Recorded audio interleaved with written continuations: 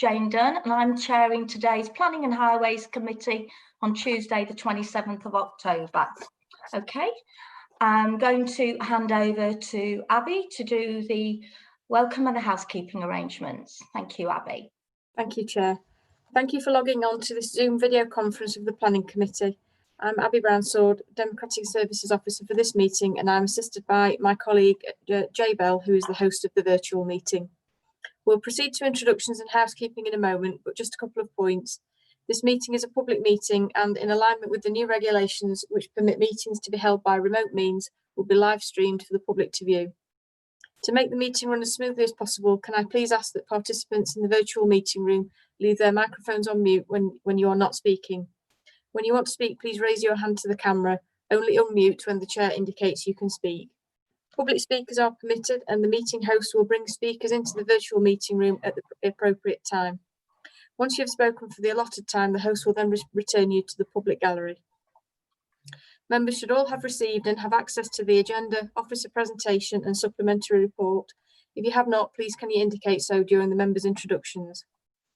Can everybody ensure that all mobile phones and similar devices are switched to silent? If at any time any member loses the ability to hear or be heard, they must alert the chair or host as soon as possible. Members have key worker status, which enables them to carry out site visits if required. You may see members looking to the left or right of their screens. This is because they may be looking at an additional screen or device containing the agenda papers, not because they are distracted. As members and officers are mainly working from their own homes, you may hear distant sounds of children, pets or household noises from other rooms. At the end of each item, a vote will be taken by the committee and the applicant will receive a decision notice in the usual manner. Thank you, Chair. Thank you. I'll go to introductions now as I can see you on my screen. Alan. You're muted, Alan. Yeah, Alan Law, First Park Ward. Thank you. Chris Rosling. Chris Rosling Josephs, Bacon Ward. Peter. Peter Garbett, Nether Edge and Sharrow Ward. Thank you. Andrew. Andrew Sanger, Forward Ward. Bob. Bob McCann, Bacon Ward. Roger. Roger Davison, Ecclesall Ward. And Gary. Gary Weatherall, Shy Green and Brightside Ward. Adam. Yeah, Adam Hurst, West Ecclesfield Ward. Diane. Hello, Diane Hurst, Richmond Ward. Okay, and Jack. Good afternoon, Jack Clark's. And last but not, last but not least, Mike. Hello, Mike Chaplin, Southey Ward. Thank you very much. Okay, Abby, apologies for absence. Thank you, Chair. We've had apologies from Councillor Tony Dams and Councillor Adam Hurst is substituting for him. Councillor Peter Price and Councillor Gary Weatherall is substituting. Councillor Peter Rippon with Councillor Mike Chaplin substituting. And we've also had apologies from Councillor Zahira Naz. Thank you. Exclusion of the public or press. I don't believe we have any items. Is that correct? That's correct, Chair. Thank you. Declarations of interest. Councillor Sangar. Thank you, Chair. Item 7A. It's 100 metres. The site is 100 metres away from the boundary of my ward, so everybody thinks it's in my ward. The alternative site being talked about on Crimca Lane is in my ward, Forward Ward, and many people have lobbied me about it, and I've passed all that information on to planning officers as requested. I've kept an open mind and will be taking part in the determination. Thank you. I'm pleased about that. Thank you very much. Any more declarations of interest? No, that's great. Okay, we'll go to minutes of the previous meeting, which is on page 9 of your agenda. If you want to, I'll give you a second to scroll that up. Okay.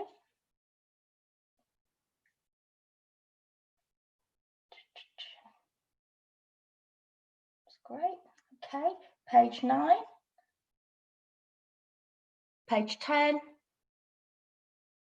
11. Okay, so we can take those as a true and accurate Reflection of the meeting. Anybody indicate otherwise? No, I'll take that as done. Okay. Item 6, site visit. Site visit did attend. Just for members of the public to know that due to the pandemic, lots of members decide to make their own way there and do it in their own time.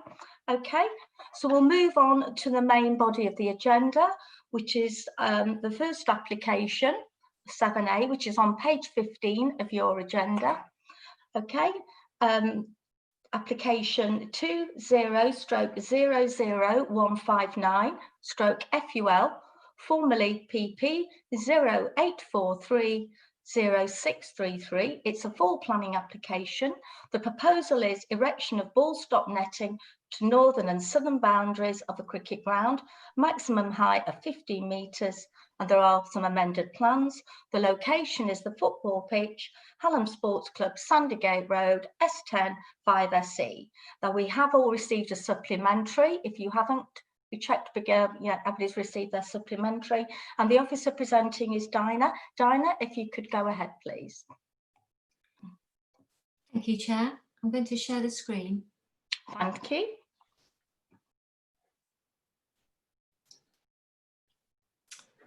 Okay, I'll just run through some of the slides and then I'll explain a little bit more. So this is the site at the junction of Sandygate Road and Carsick Hill Road.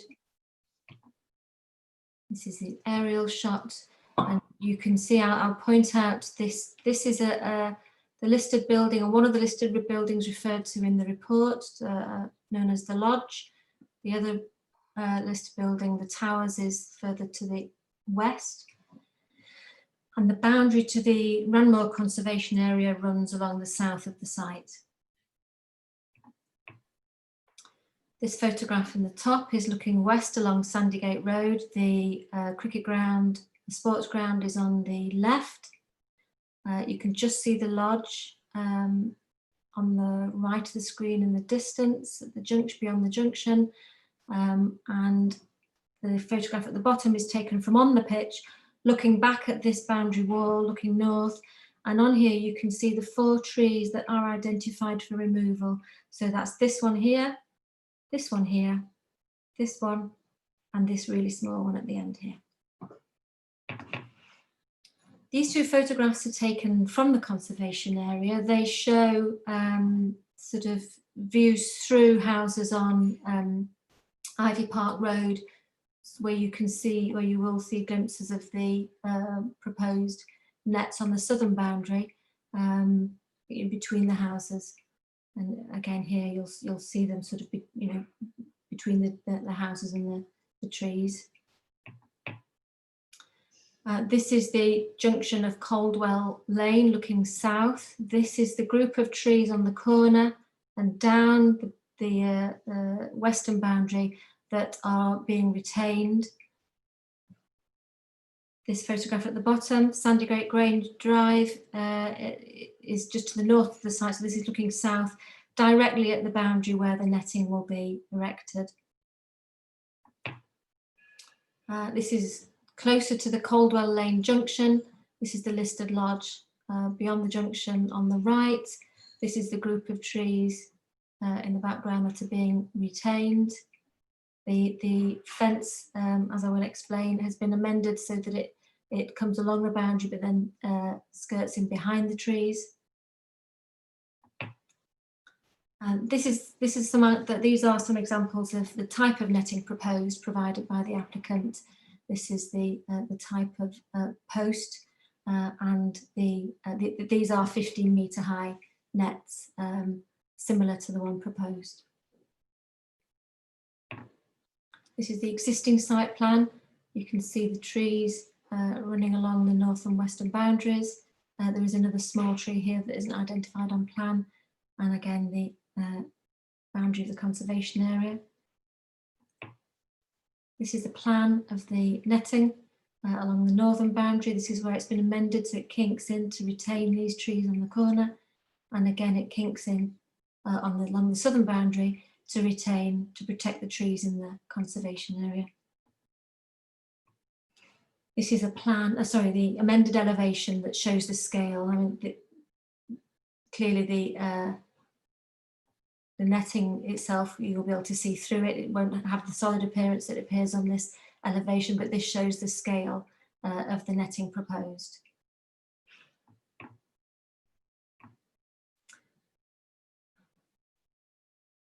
Okay, Chair. I'd just like to add to that just a few points from the report.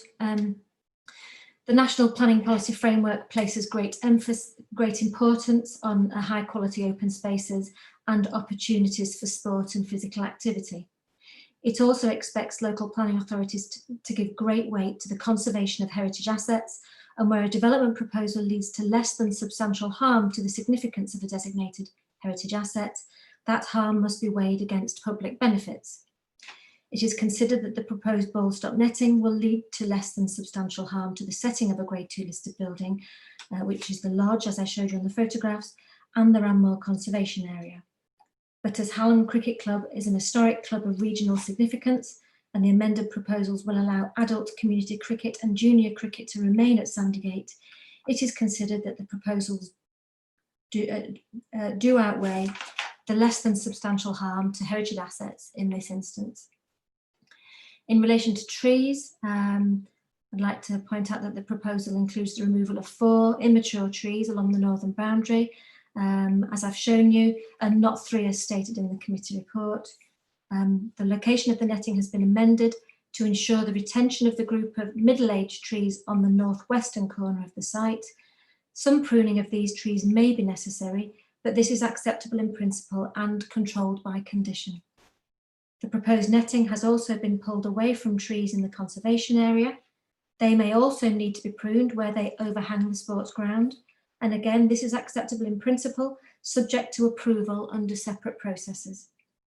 Officers have worked with the applicant to safeguard the future of all the remaining trees on site by issuing a tree preservation order, and the applicant has agreed to plant a number of new trees.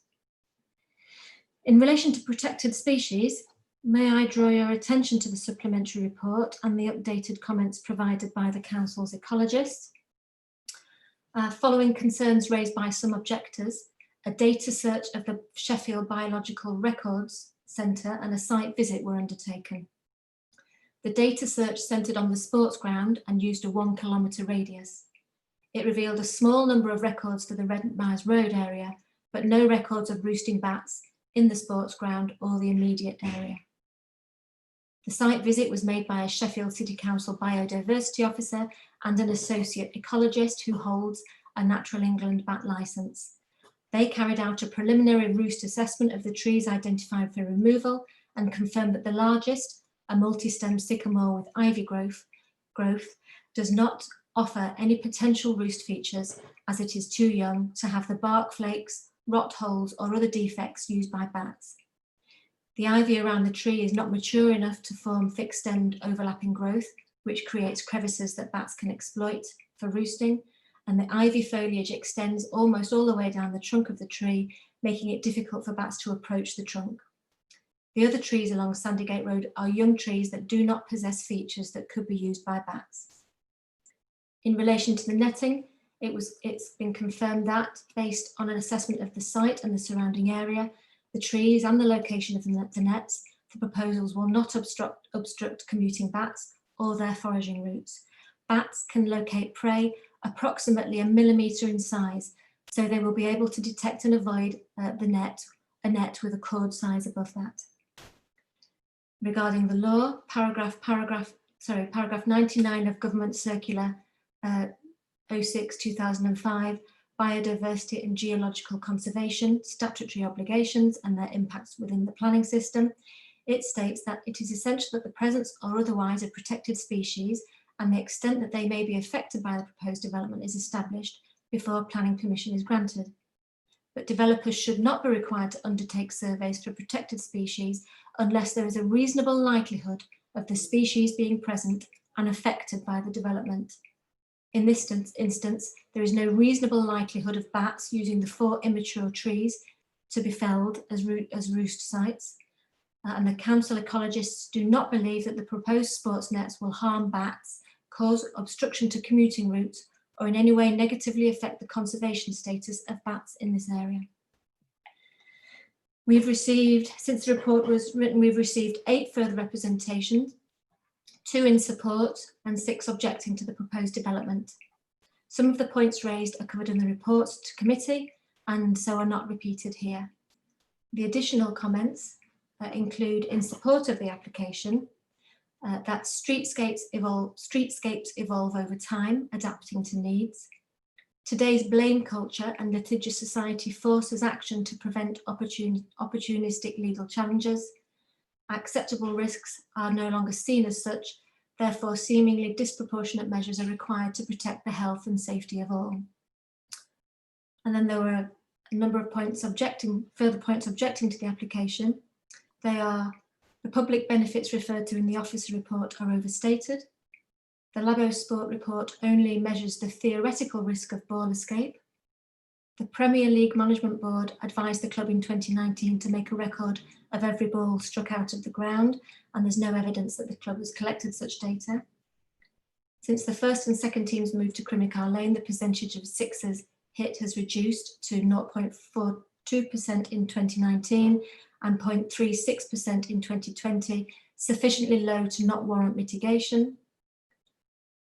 Only 1 or 2 matches a week would require netting. A condition should require removal of the netting after adult matches. Alternatives have not been explored, such as the reorientation of the pitch, which would shorten the shortest boundary to 6 metres. Castle Dyke is referred to as a potential viable alternative within League Management Committee notes. The Labosport report references 5 central 5 wickets, whereas the proposal is for 6. Guidance for 6 relates to teams in the Premier League and is not relevant unless the first team is returning. If demountable columns are not possible, the colour should be considered. It is argued that there will be more than glimpsed views of the netting from the conservation area. There is video evidence and written statements of bats flying over the pitch. Sheffield and Rotherham Wildlife recommended a bat survey, stated that bats do get caught in netting, and confirmed that ivy is a known feature of interest to bats. Revised plans using simplified crowns giving a false impression of the trees in the northwest corner. Significant portions of the canopy of the now protected trees will need to be removed. The Sheffield Waterworks Cricket Club regularly plays on Wednesdays at Crimicar Lane and are likely to be the midweek team at Sandygate once the netting is up. This team includes first and second team players, and a condition is required to restrict Sandygate to community level cricket. And then just a few points in response to those comments made. Hallam Cricket Club were informed by the ECB, that's cricket's national governing body, that the good practice approach to addressing ball escape is to commission a report from Labosport and follow its guidance. Other approaches leave the club vulnerable if another incident occurs as a result of a ball being hit out of the ground. The number of sixes struck has reduced since the first and second teams moved to Crimicar Lane, but the reduction in sixes is not a sound basis for a risk assessment. The figures do not, for instance, include an estimate of how high the ball was each time it passed over the wall or where on the square the match was being played. The reduced number of sixes doesn't account for there being no midweek games this year, or the shortage of wickets after part of the square was relayed and took some time to bed in. Almost all under-18s and many of the under-15s play for adult teams at weekends and can hit the ball a long way. Sandygate has been home for the home ground for the university's teams for some years. Their fixtures don't appear on Hallam's website as they are not club games. The netting will be designed to be structurally safe. The club have confirmed that they will lower it in periods of high wind if that is required. There is no plan to return professional cricket to Sandygate. The club say that the standard of their midweek league team is very much community and not professional, despite the participation of some first and second team players. The games are short and focus more on fun than the more competitive games at the weekend. Rotating the direction of play was considered but ruled out because the slope, which would then run in the direction of play, is excessive, and because the square would have to be relaid to provide a safe surface, rendering the ground unusable for up to 2 seasons. The club confirmed that Castledyke is a school ground that they hire at considerable cost for some home games, but the surface is poor. And after allowing for the significant slope across the ground, the proposed netting provides protection in line with the table of distances in the Labosport report for 6 wickets. These are the only wickets which will be used for adult games. The remaining 4 wickets will be marked out at shorter lengths for junior games. The recommendations of the Labosport report do not eliminate risk, but they do reduce it to a level which the acknowledged experts in the area state is acceptable. Thank you, Chair. Thank you very much, Dinah. We have 2 speakers on this application. Against the application is a Mr. Paul Brinley. Jay, could you bring Mr. Brinley into the meeting, please?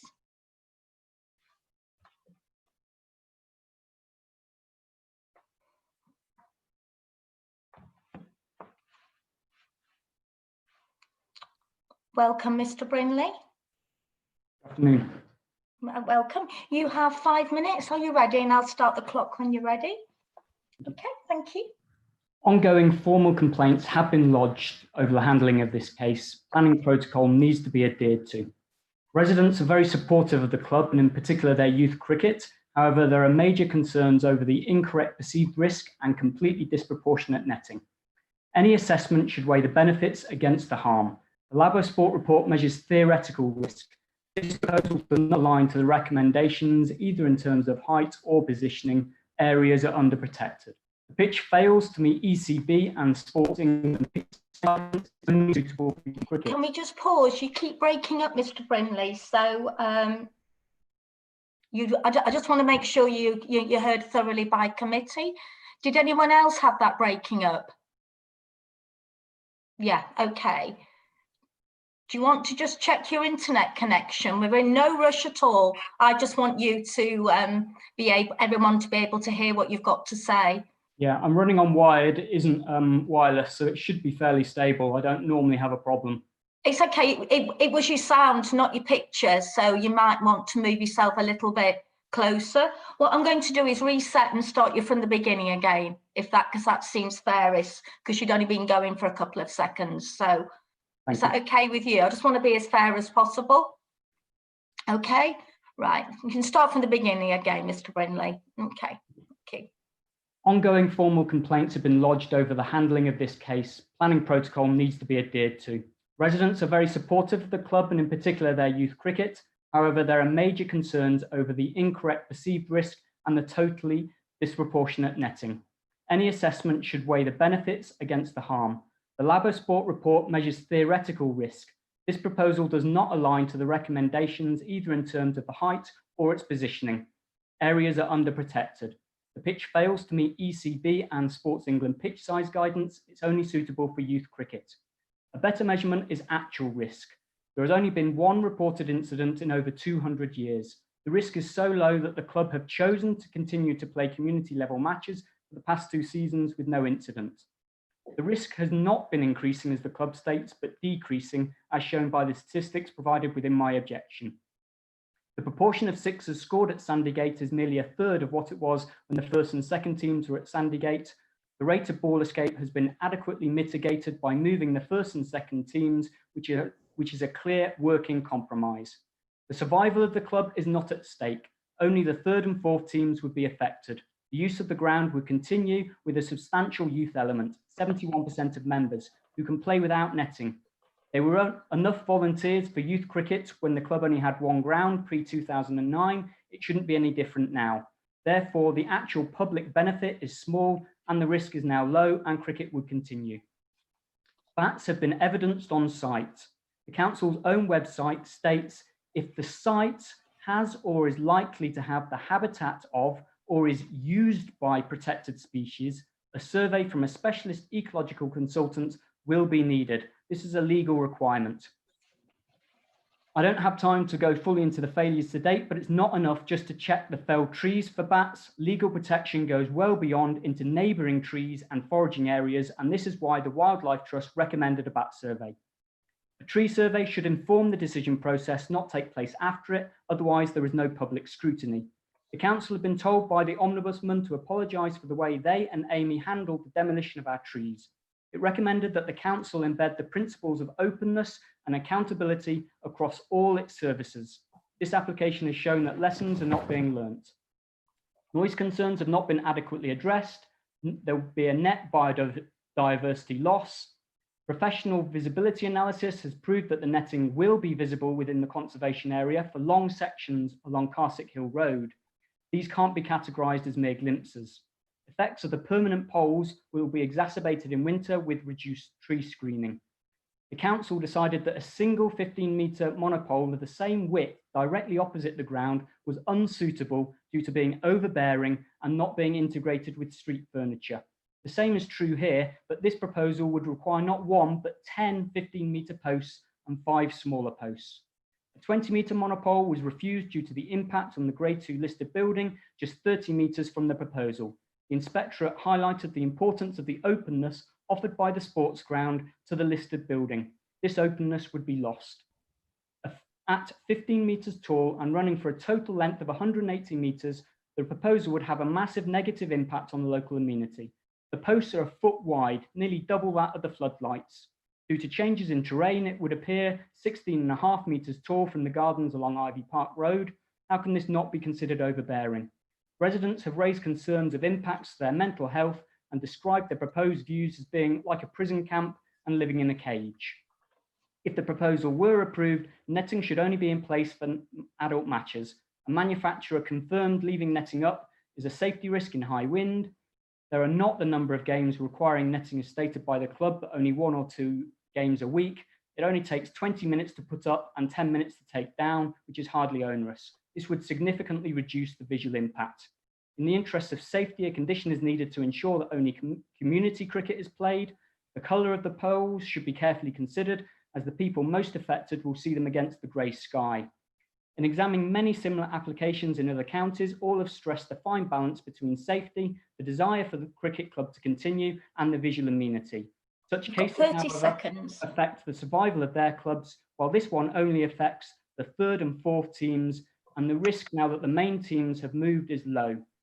The other proposals aligned with the required netting heights, do not affect a conservation area, don't have a Grade 2 listed building just 30 metres away.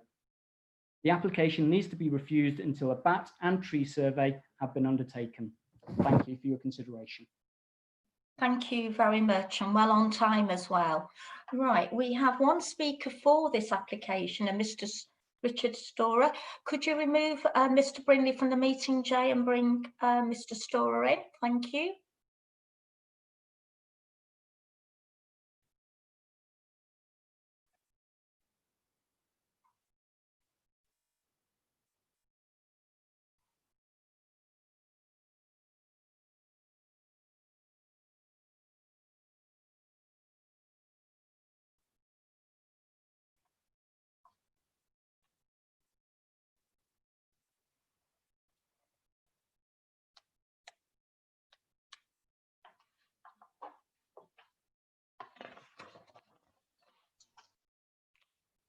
Right, I can see you, Mr. Storer. Hello. Welcome. Hello. Welcome. Okay, are you ready? And I'll start you. Yep. You've got 5 minutes. Okay, thank you. Hallam Cricket Club has been playing at Sandygate for over 200 years, the oldest cricket ground in continuous use in Yorkshire. When the game was first played, Sandygate was all open fields and farmland. Twice we took on the All England cricket team, and we were part of the meeting held at the old Adelphi in Sheffield that led to the formation of the Yorkshire County Club. A Hallam player, Tom Armitage, played for England in the first Test match against Australia. Football joined us in 1860, and we held an annual sports that attracted thousands of spectators. People used to come up the hill out of the smoky city to fill their lungs with air and enjoy the sport.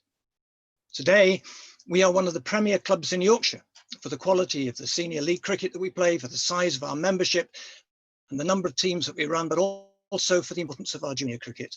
We have more junior teams than any other club in the city, and we have more 5 to 8-year-olds taking part in All-Stars than any other club in England.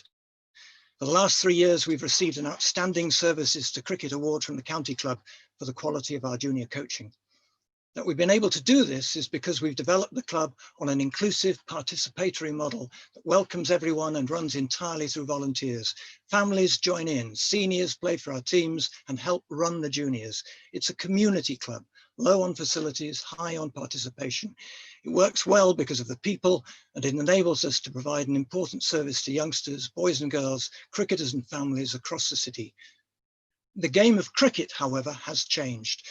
Cricket is no longer about sleepy village greens, but a modern game that creates excitement across the world. Children want to emulate their heroes, to hit the ball as high as Ben Stokes, as far as Joe Root. The bats they buy in the shops are designed to enable them to do that. The shots they want to play are not the blocks and nudges of the past, but the scoops and ramps and pulls that they see on television. Don Bradman hit 6 sixes in his entire Test career. A batsman playing against our 4th team last year at Sandygate hit 4 sixes in one match at the top of the tree line on the South Ivy Park Road side of the ground. The batting may not be as strong as in the top of the senior divisions, but then neither is the bowling. One of my under-15s this year, playing on a central pitch, hit the ball into Sandygate Road. We fully understand our neighbours' concerns about sightlines, but our concern is about safety. Every time there's damage to property from a cricket ball, let alone personal injury, the first thing people say is, why haven't you got netting to protect us? The mother of the girl who was hit 2 years ago while crossing Sandygate Road was beside herself with shock and anger about the incident. We all would be. You only have to think about a lorry coming down the hill from Crosspool, getting hit in the windscreen and skidding into a house. There is a reasonably foreseeable risk. We can't continue to ignore it. People often say they are happy to live with a risk until it directly affects them. We contacted the ECB, our national governing body. They said you need bull stop netting or you can't continue to play there. We took the professional advice they recommended and have worked with them by moving our teams, by restricting the pitch, by adjusting the line of the nets to safeguard the trees, to find a solution which significantly reduces the risk of balls being hit out of the ground while keeping the height of the nets down to what we hoped would be reasonably acceptable in our neighbourhood, because we knew it would be contentious. Unfortunately, it's not possible to have a demountable system for the poles, but we will take the nets down outside the season, so they will only be up for 21 weeks in the year. And we can only stop them, and we can also stop them making a noise, as we have done at Crimica Lane. Without the nets, 2 of our teams would have to stop playing cricket altogether. They've only continued to play while we were waiting the outcome of this planning application. Our other ground cannot physically accommodate them. Without those teams, we would lose all the adults and families that go with them. In Sheffield and nationally, the number of clubs and grounds is reducing all the time, and adult participation in sport is declining. We've been one of the few clubs where it has been expanding. Without those teams, we would lose the progression for our young players into adult cricket. We would lose the coaches who work with our juniors and the managers who run their teams. Without those teams, we would lose the volunteers who provide the human infrastructure of our club, and the opportunity for players and youngsters across Sheffield would decline. Please support the wider community. Sandygate is not just a dormitory suburb. For over 200 years, it has had at its heart a sports club that is part of the heritage of this city and of the sporting future and social cohesion of our young people. All we are trying to do is act responsibly to ensure that its continuing use is safe for those living or travelling near it. We are very grateful for your time and your careful consideration of all that's been written, and we urge you to accept your office's recommendation to approve the application. Thank you. Thank you, Mr. Storer. Thank you. Jay, if we could remove Mr. Storer. Dinah, would you like to respond to the comments made by the speakers? Thank you, Chair. I think most of the comments are either covered in the report, the original committee report, or the comments I've made subsequently today. I could point out that you know, the height of the netting is based on a technical study by experts. That while there haven't been any incidents in the last 2 years, balls have surpassed the boundary, so there was potential for further incidents. It was mentioned that the Wildlife Trust recommended a tree survey or survey and bat survey. The Wildlife Trust made a neutral representation. They didn't object to the proposals, and they did recommend surveys, but we have subsequently as I explained, our own officers have surveyed the site because of the public interest. Initially, the development affects a very small number of trees, none of which were protected at the time. They are now. We've worked with the cricket club to protect the remaining trees, but at the time they weren't protected. The trees within the site, those in the conservation area were. And as I said, only 4 small trees are being removed, and our own experts concluded that there is very little potential, or no potential, for bat roosts on the site, and that the nets won't affect foraging or commuting bats. And I think that's it. Thank you, Chair. Lovely. I'll open it to questions from members of the committee. Anyone wish to ask any questions? I've got Councillor Garbutt, I've got Peter and Andrew at the moment. Anyone else? No, that's okay. I'll hand over to you, Councillor Garbutt, for your questions. Thank you. I'm coming back to the bats. There is no opportunity for roosting in the trees that are coming down. That's correct, isn't it? But are there any roosts in trees around the area? And for them, I suppose what you're saying is that the netting itself wouldn't interfere with their flight because they'd be able to locate it. Have I understood that correctly? I think that's what I'm asking. That's right, yes. Go back to the first point. There was a 1 kilometre radius data search, and that didn't reveal any roosts either on the sports ground or within the area. Yes, commuting bats are seen, foraging bats are seen in the area, but no roosts. And yes, the advice that we've been given from ecologists is that bats can, as I said, they can locate prey of less than a millimetre in diameter, and that they would have no problem in identifying and flying over a net with a wider cord width. Councillor Garbutt, you've got supplementary? No, lovely. Councillor Sangar, your question? Thank you, Chair. It's really going back to sort of the amendments compared with when we went on the site visit. So looking at that northwest corner. So pleased to note that some of the trees that were potentially threatened by the previous plan are being kept. But can I just understand what is meant by some pruning on the first point? And the second point was the extra tree planting that we're putting in this condition. Where would those trees be planted? Thank you, Chair. Some pruning, as we've had tree officers on site. They were involved in obviously assessing the remaining trees through a tree preservation order. They were aware of the proposals, the amended proposals for the net. They were aware that the tree closest to the net in that group on the northwestern corner will probably need some pruning of the branches closest to the net, but they felt that that was acceptable and wasn't going to be harmful to the tree. And similarly, some of the trees that overhang the boundary from the conservation area will need pruning. And again, they felt that that was acceptable. Even if they're TPO'd, that's acceptable, but that will be subject to a separate process. They will have to submit an application for that. Just wondering what the second point was. So where are the new trees being planted? Oh, yes, sorry. Oh, sorry. Well, there is a condition, so we have to agree details. I think it was felt that some trees ought to be planted at the eastern end of the netting, if possible, if there is space there, so that in the long run that would disguise some views of the netting. But really, it will be part of the discussion, the ongoing discussion as part of the conditions application to find the most suitable locations. Okay, and Councillor Sangar? Yeah, lovely. thank you. Any more questions? Councillor Davidson, I saw you indicate, was that right? Thank you very much. There is some netting up already for the football pitch. How much is how high is that one?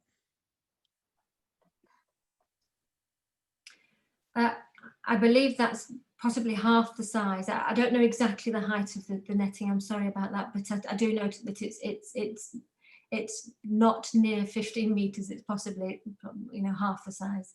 But Yeah. I don't know the exact height, I'm afraid. I mean, two of the points that were brought up were, I think, retractable poles, were they not feasible? And the second one was the cricket bats. Are they, let's say, the smaller or heavier bats, are they not available now? I'm not an expert on cricket, but I would imagine that if you The alternative bats, anyway. if this is a club, you know, one of the country's premier clubs that are teaching and sort of getting children. I think, yeah, thank you, Dan. I think it's slightly outside the planning remit as Yeah, well, yeah, it's Roger. okay.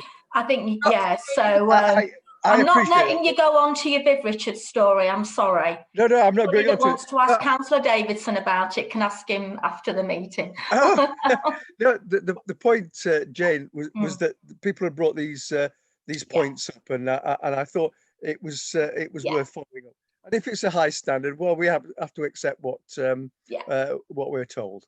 Yeah, lovely, thank you. Any more questions? No? Oh, sorry, Councillor Hurst, is it a question or a comment?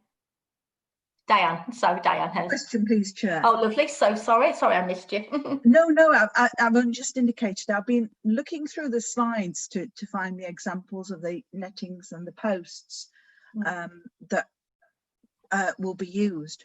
Do you know anything technical about the post, Dinah? Because it does look as if they are similar in design to lighting poles. Could you explain, you know, will they be big, will they be obtrusive, what will they look like in actual? We've got the picture of the bottom of the pole, but could you explain what they'll look like when they're actually in existence? I mean, I can show you the images again that have been supplied by the cricket club. They are slightly wider than a street light, and obviously taller. They're not as wide as a telecommunications mast, and not as tall as the 20-metre masts.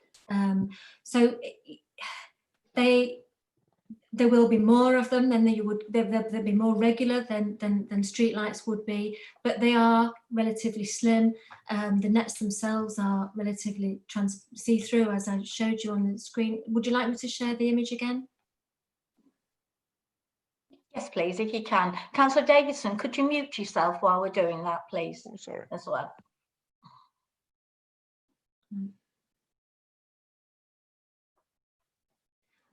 So you can see from here, I mean, I can't give you, tell you the exact dimensions in relation to other poles. They are taller and slightly wider than a lighting pole, and obviously their frequency is slightly, they are closer together. If you look at for example, this image here, on the Sandygate roadside, we have 5 tall 15-metre posts. So 1, 2, 3. So that would be sort of this section here, and then the poles either side reduce in height.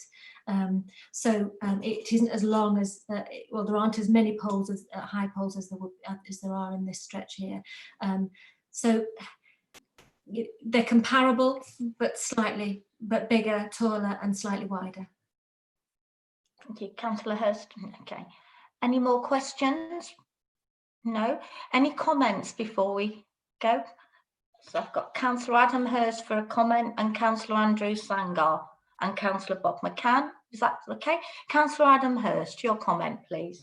Thanks, Chair. I mean, I think when I first sort of looked at the size of the fence, I thought it does look rather big. But then I also remember, I think, to one of the very first, when I became a councillor about 9 years ago, one of the first site visits I did was to a cricket ground in Hillsborough that we were looking at doing something else with.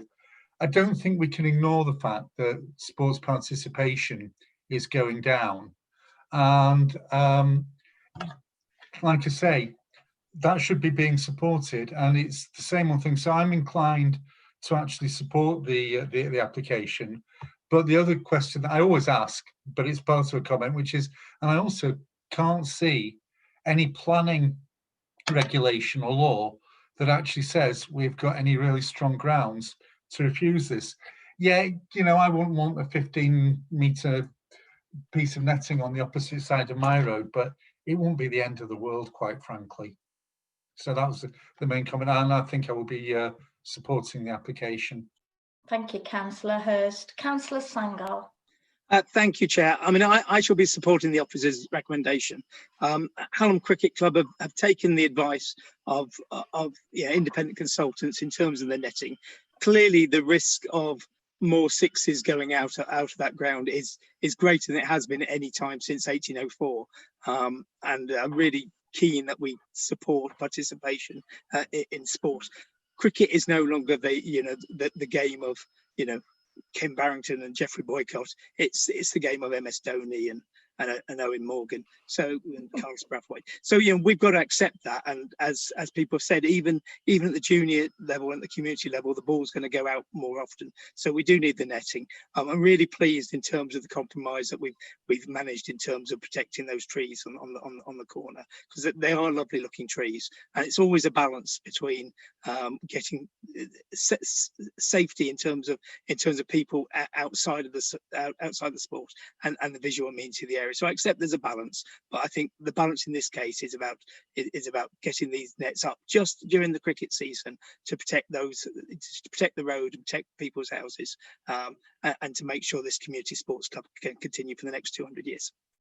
Thank you very much, Councillor Sangal. The final comment I have is from Councillor McCann. Thank you, Chair. First of all, I've got to declare that I have no interest whatsoever in cricket. I find it a very boring game personally, but that's my... Oh, Councillor McCann. Well, it's my opinion, that's it. But what I will say is, we do have, we try and encourage young people to involve in sports, whatever that sport is. So whilst I've got some reservations about this, I think on the whole, I will be supporting this application. Thank you. Lovely. Do I have any more comments at all? No. Yeah, lovely. Okay, well, we'll go to the vote. The proposal is to grant conditionally to the application. So we'll go to the roll call. Okay. For or against, Councillor Alan Law. For. Councillor Chris Rosling-Josephs. For the recommendation, Chair. Councillor Peter Garbett. For, Chair. Councillor Andrew Sangar. For. Councillor Bob McCann. For. Councillor Roger Davidson. For, Chair. Councillor Gary Weatherall. For, Chair. Thank you. Councillor Adam Hurst. We can't hear you. Councillor Hurst, you mute. Sorry, for. Councillor Diane Hurst. For, Chair. Councillor Jack Clarkson. For, Chair. Thank you. And Councillor Mike Chaplin. For the recommendation. Lovely, thank you. I make that 11, Abby, is that correct? That means this application is granted. Thank you very much. We'll move on to the next item on the agenda, which is on page 45, which I'll give you a chance to get that up on your devices. Item 7B, which is application number 20/01822/FUL, formerly PP 087769751. It's a full planning application. The proposal is provision of new car park accommodation and means of vehicular access and regress. The locations are University of Sheffield Athletics and Sports Ground, Warminster Road, Sheffield, S8 8PS. And the officer presenting is Chris Healy. Chris, I'll hand over to you. Thank you, Chair. There's nothing to add to the report in the agenda, nothing in the supplementary information relating to this case. I will just quickly run through the background, if that's okay with you, Chair, just to give a little explanation. So, and I'll share my screen whilst doing so. Lovely. Can everyone see that? Yeah. Yeah, okay. So this is the application site. Members will probably be familiar with it. It's the University of Sheffield's sports facility off Warminster Road. long established facility that's been accessed from these 2 points here on Warminster Road, at varying degrees of intensity over the recent years. There was a permission granted, you'll see from the report, a permission granted in 2017 for 2 new artificial pitches at this end of the site, which were an enhancement to the facility to enhance the university's sporting provision across the city. And this related to an application that members may recall for the Social Sciences building on Northumberland Road, on the Goodwin facility there. In essence, it was required to replace the lost facility there that was allowing that development to occur. Part of that permission involved, and it's just off the screen actually, and hopefully will appear on later slides, involved the provision of a car park in this area, accessed from Lees Hall Road, Woodland Road, via Newfield School. And also some limited access on Warminster Road here, this southern access on Warminster Road to serve this car park here. When the university were progressing this scheme and developing the sports pitches ready for use, it became clear that it wasn't going to be possible to deliver this car park and this access in time with the opening of this facility. So a temporary arrangement was entered into and secured through a temporary planning permission that had access in from this entrance here until 7 o'clock in the evening, and in and out of here between 7 o'clock and 10 o'clock. This more northern entrance next to the pavilion. So that was a temporary arrangement that was put in place to enable discussions around the completion of this work here to come to fruition.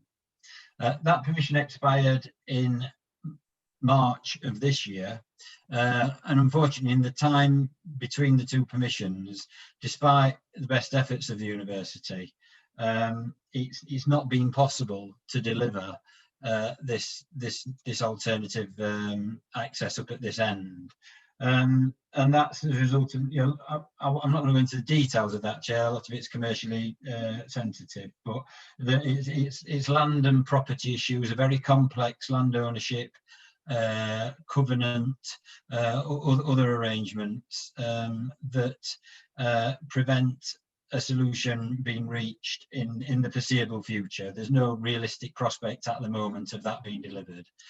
So in order for this very valuable facility to keep continuing, the university have come up with an alternative, which is essentially, and I'll just quickly flick through the slides while I'm doing this, it's to provide 2 car parks.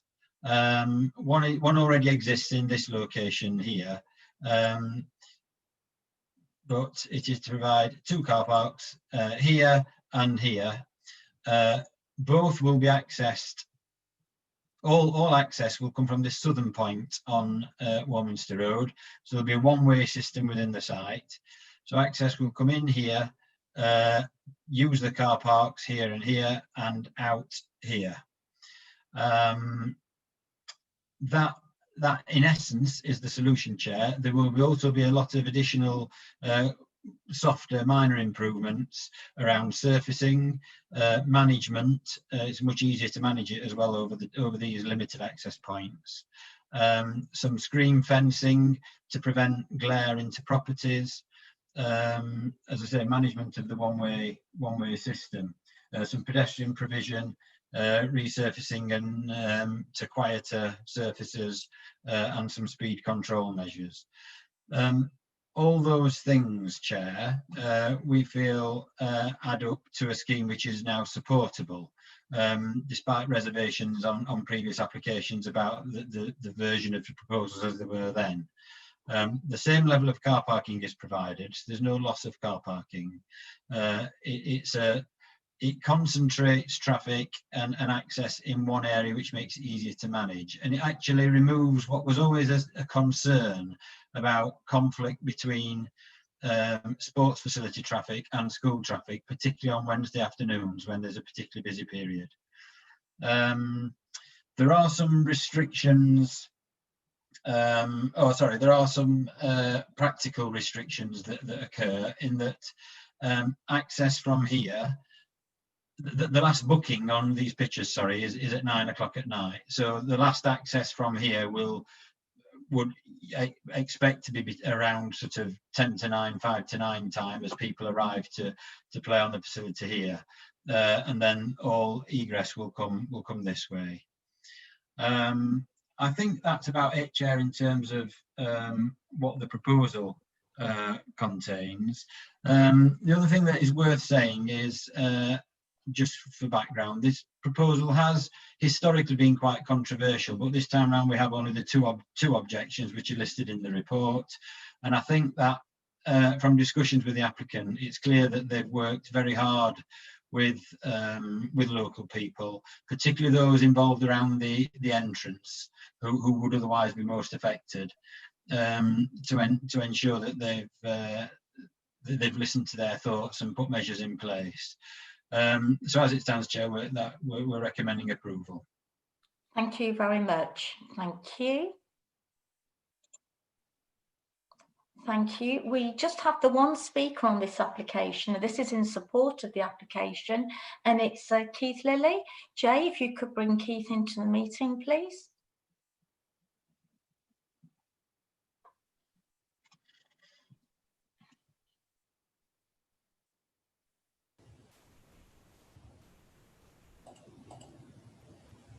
Welcome, Keith. Hello. Hi. Right, you have 5 minutes. Okay. Thank you, Councillor Dunn, and good afternoon, everyone. First of all, if I can just correct that this isn't entirely a replacement. This is actually an additional pitch as well to the one that is being lost as part of the social sciences development on Northumberland Road. So there is one additional pitch. I think, as Chris Healy has set out, however, we've spent an awful lot of time liaising and listening to the neighbours in the area, and that's been really important to us to try and get this application right. We believe that the scheme is genuinely workable and the best solution, and with a management plan on traffic, we believe that the care and consideration that we've shown to residents throughout that consultation process will be borne out through the solution that we will deliver.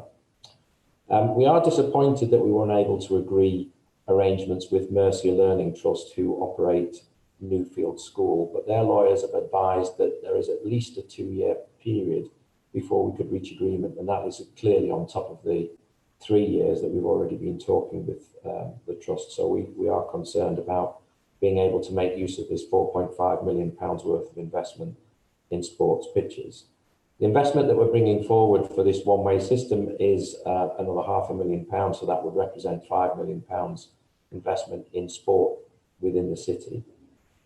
These facilities are clearly for the use of the university, but they're very much a community facility, and we welcome as many people that want to and are able to access these facilities as possible. And I believe when Planning Committee visited the site, we did indeed have some children utilising the facilities during the half-term period. Wellbeing and health are particularly important at the present time, and listening to the previous application that's recognised by councillors, making use of these world-class facilities is particularly important to us, critical to the university, and we believe to the city as well. In terms of the material considerations, we believe that the alternative arrangements for residents around the site, and we've heard from Chris around mitigations, both in terms of the one-way systems and also appropriate fencing or planting to screen neighbours' houses, will mean that they are affected in the least possible way by these proposed changes. The proposed alterations on the internal tracks will have little visual impact owing to the existing vehicle routes which already exist on the site. The widening of the routes results in no amenity issues to adjacent residential properties, nor does it have an unacceptable impact in terms of visual amenity or impact with regards to the sports pitches themselves. The management plan is the most appropriate means of managing these impacts along with the existing measures which have already been undertaken and those that I've already commented on. We acknowledge that the proposals represent a shift from those arrangements that we originally intended to bring forward, but we find ourselves with little option, unfortunately. So we believe that this is genuinely an acceptable solution, and we're pleased that officers have recommended to approve. And we believe that the situation can be secured through that management plan on site. The impact of the proposal on the highway in terms of operation of the local highways network is assessed as being acceptable, as outlined by planning officers from Sheffield City Council. The number of parking spaces, as again Chris has said, will remain as per the approved provision, but in a different location. There should be no displacement of parking onto local highways in the local network as part of these proposals. The implications for refusing the proposal would be approximately 50% less car parking being available on site than originally approved. And if operations continue, the development would effectively restrict our ability, the university's ability, and members of the community from accessing this site and availing themselves of the full capacity. In terms of operational capacity, a refusal would also limit the availability for external clubs, and that is a real concern, not just for us, but clearly those people who use the facilities. 30 seconds, Keith. The proposed arrangements, we believe, will eliminate the previous concerns expressed in relation to the previous proposals and the potential conflicts between the school use and the sports facilities entrance, resulting in potential congestion and additional traffic on the quieter residential roads, including Lees Hall Road, Woodland Road and Harvey Clough Road. I thank you for listening, and I hope that the planning committee will approve this planning application. Thank you. Thank you very much. Thank you. Okay, thank you, Jay. Chris, would you like to respond to anything made there, or? I don't think there's anything for me to add, Chair, on that. Lovely, thank you very much. Well, I'll open it up to the committee. Does anyone have any questions? I see Councillor Garbutt, Councillor Sangar. Okay, I'll take those two first then. Councillor Garbutt, first again. Thank you, Chair. I'm just wanting to check that highways are satisfied with the impact on Warminster Road, because obviously this is a very it's a well-used road. I use it myself 2 or 3 times a week. There's a lot of traffic parked along there. It's often quite difficult to get up and down there. Are you satisfied that the arrangements that are being proposed and that we're talking about today are going to actually be supportable in terms of traffic on the road? Thank you. Helen, would you like to respond to that, please? Thank you, Chair. Yes, we are comfortable with the proposals as they stand at the moment. Obviously, we do accept that there is going to be an increase in traffic on Warminster Road, but as Chris alluded to when he was giving the presentation, we always have had concerns about traffic on Lees Hall Road and using the school access. And in actual fact, I think Warminster Road is, purely from a highway safety and operation point of view, a preferable location to have the additional traffic. So yes, we are comfortable with that, and particularly given the fact that we have got the management of traffic on site as well, and we don't think there's going to be any adverse impact on highway safety. We do accept that there will be periods when obviously there is an increase, but it's not an increase that we consider to be detrimental from a safety or general highway operation point of view. Thank you, Helen. Councillor Garbutt, have you had? No, that's fine, thank you. Thank you very much. Thank you for your question. Councillor Sangar. Thank you, Chair. I mean, obviously, I would like to ask about why it's so difficult to get property lawyers to speak to each other in a reasonable time, but as I can't do that, I'll follow up Councillor Garbutt's point about traffic movements and timing. I mean, am I right in thinking that that the university will manage the movements, and there is an end point, so that there's the facility is closed at some point during the night, so it's not a 24-hour operation, is it? No, Chair, it's not. the last booking is 9 o'clock till 10 o'clock. So it ceases, the pitches cease to be used after 10 o'clock. And then obviously there's a sort of 10-15 minute period after that where people are dispersing. So yes, in terms of management, there is a condition 3, and Keith Lilly was alluding to that once or twice. Condition 3 is there to require a detailed submission to come forward as to exactly how traffic will be managed, and that will include making sure that when people do leave, there isn't excessive queuing and that kind of thing as people weave their way around the site. When we were there, thank you for that. When we were there on site yesterday, it was good to see the 5 mile per hour signs. How much of that is an aspiration rather than something that can be managed? It's not public highway, so it's not enforceable as I understand it. So it's an encouragement to people, but there will be people on site in addition to that, as far as I'm aware. It's quite similar to signs encouraging people to be quiet around drinking establishments close to residential properties and that kind of thing. It's encouragement. It's not enforceable in that respect. Helen, have you anything to add to that, Helen? So, no, I agree with what Chris says, that because it's not on the public highway, the local authority can't enforce it. I mean, obviously the university have that option, but I think, as you say, it's very similar to the signs you see, say, in Meadow Hall, the car parks there, but it's not something that we can enforce now. Thank you very much. Thank you. Councillor Sanger, anything further? No, thank you very much, Chair. You're more than welcome. Councillor Davidson? Thank you, Chair. Just one small point, really. There are coaches that I know don't park there, but they do have a pull-in. Is there any?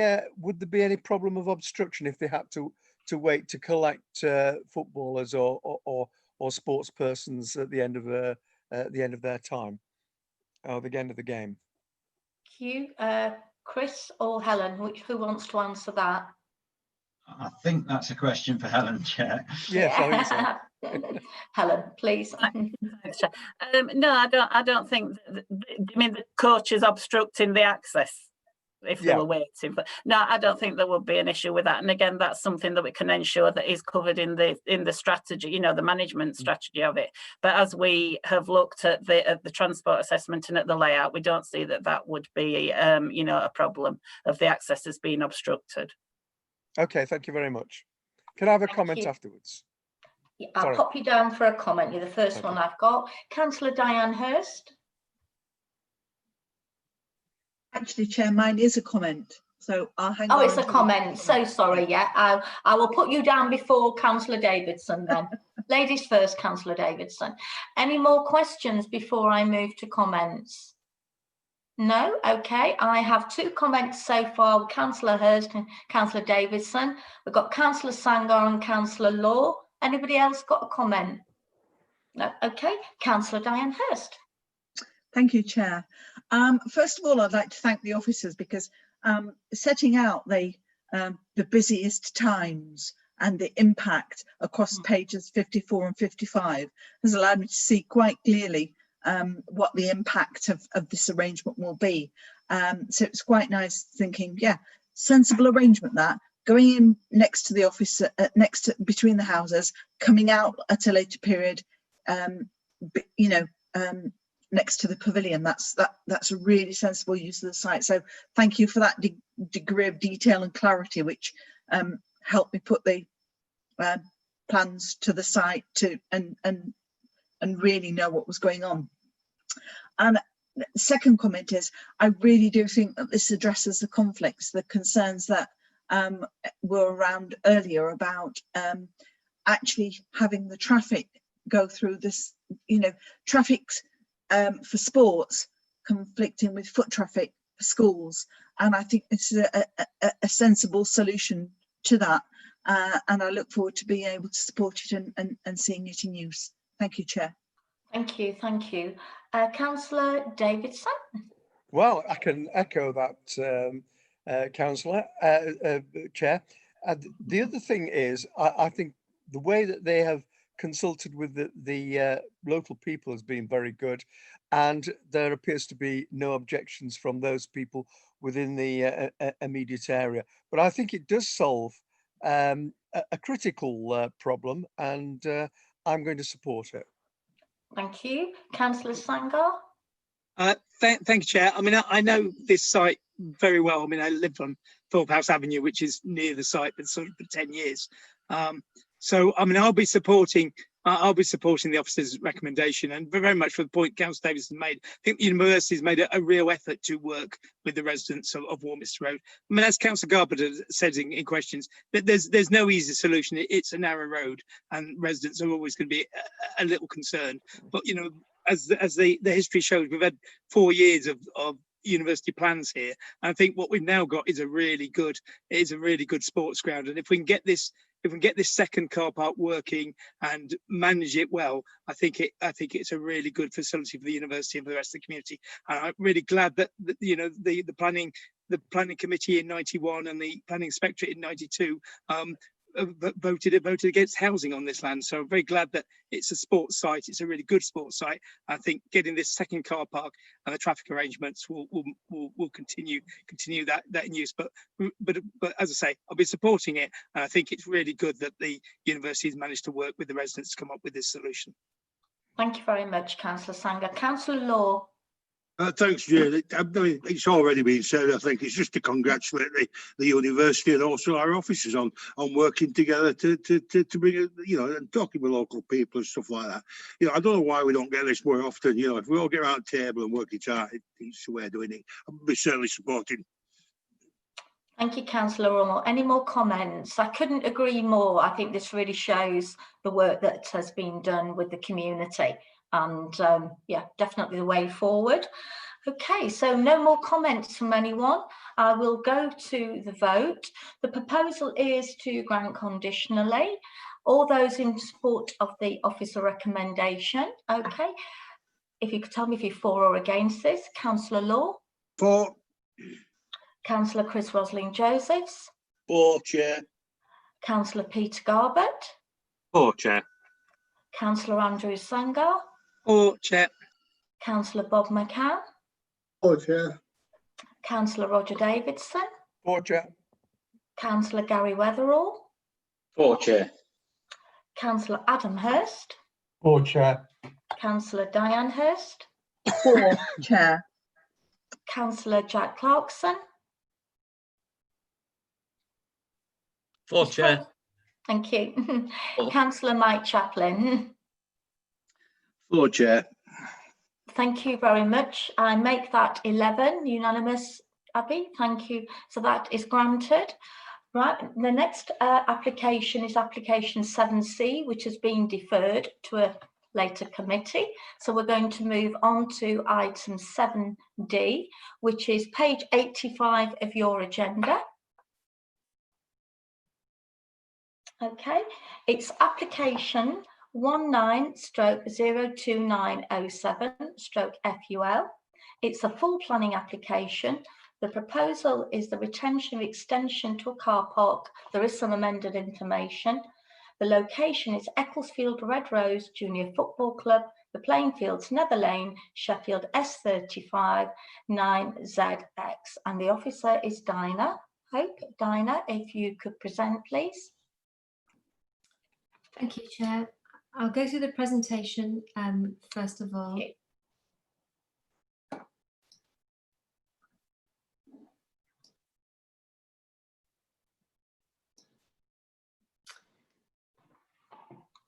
Okay, so members might remember that this application was actually deferred from committee back in March this year.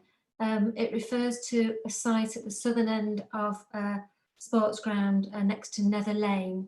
So this is the aerial shot here, and these are the football pitches, and the application relates specifically to retrospective works to extend a car park This is the entrance from the highway. This was the existing car park, and this was the extension that was constructed without the benefit of planning permission.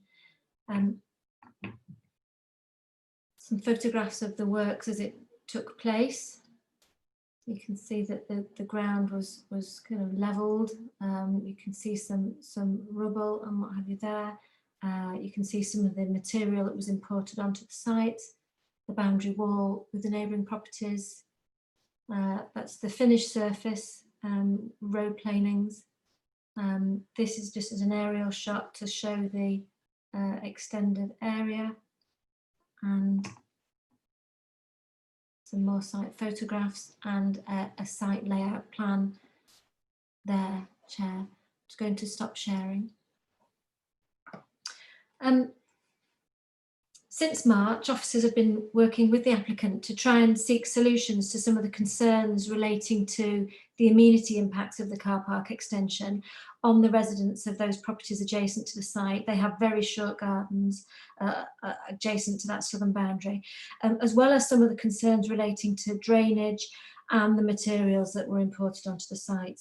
And the applicant, during that time, the applicant has agreed to install a fence along the boundary, which could reduce the potential for some of the amenity impacts, so overlooking, light pollution, possibly noise if it's designed appropriately, although it's unlikely to address all the amenity concerns, given the very short distance between that boundary and the rear elevations of the houses to the south. However, I think the key concern is that the Environmental Protection Service remain worried about the quality of the material that was imported onto the site. It's understood, the applicants provided us with a bit more information, but it's understood that material consists of recycled hardcore at the base, then there's a geotextile membrane, and then it's covered in 60 tonnes of road planings. Now, road planings are recycled tarmac or recycled road surface, and depending on its source, recycled, road planings can contain coal tar, which is classified as hazardous waste. So that gives you an indication of why Environmental Protection are concerned about it, because they have insufficient information to assess what the impact of that material is going to be on human health and the environment. And it may not be possible, because there are also concerns in relation to drainage, it may not be possible to retrofit drainage that can satisfactorily deal with any pollutant issues. So, Chair, the recommendation remains to refuse the application. Thank you. Thank you very much. Okay, do I have any questions from any member? I have Councillor Rosalind Joseph. Anybody else? Not Councillor Diane Hurst. Yeah. Okay, we'll take Councillor Rosalind Joseph first, please. Chair, thank you. You were going on about the material that's been brought onto the site, because when this was sent back for you officers to go away, it was to try and find a solution. Why didn't they take samples of what was on site? Now, as a former highways construction worker, I have used road planings, and I'll tell you what, sometimes you get far better services out of recycled road planings than you do what we've got in some of the areas that Amy's put down.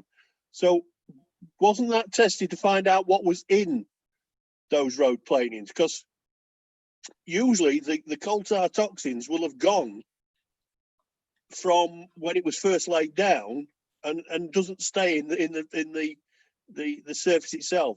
So I'm a little bit disappointed that that may not have been done, and that environmental health or environmental concerns are there to have just blocked this and put their head in the sand and said, oh, we don't like that, it's not suitable, without actually trying to find a solution to this, because that was what it was put on hold for, to find a solution, and I'm a bit disappointed that nobody's done that. So okay, can you tell me why they've not done that, Chair? Thank you. Thank you, Chair. I think that would have been a solution. That's something that would have helped the Environmental Protection Service. It would have provided them with the information that they had to then, make a more detailed assessment of proposals, but what they're saying, the applicant hasn't been willing to take samples or provide us with any sample details, or so that's why we're kind of stuck at this point. You know, should this come back in the future, you know, with the information that we need, then it may be a different story. But for now, we've got insufficient information to be able to know that it's not a problem. Thank you. Councillor Diane Hurst. Thank you, Chair. Similar concerns to Chris. We know how extremely important organised sport is for young people at the moment.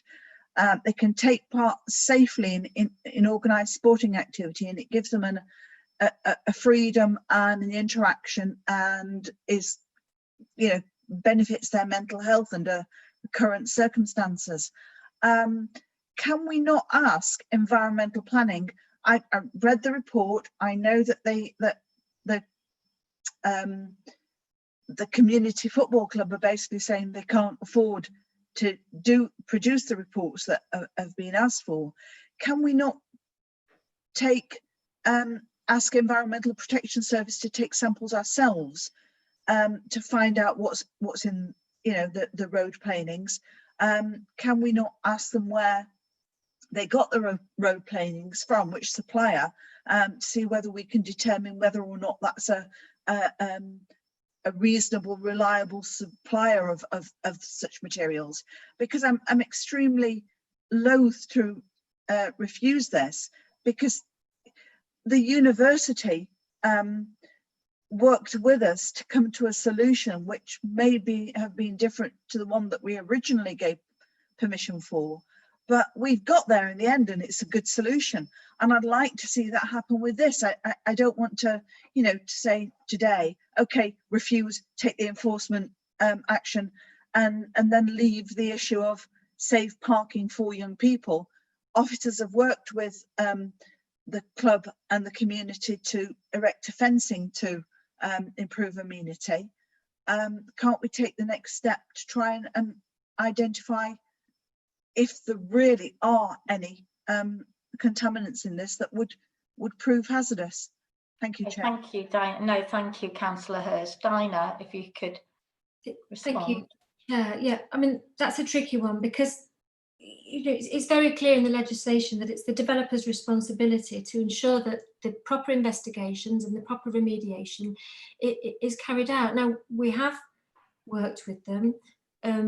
It may be that some testing of the material that was imported onto site would negate our worries, or Environmental Protection's worries about that.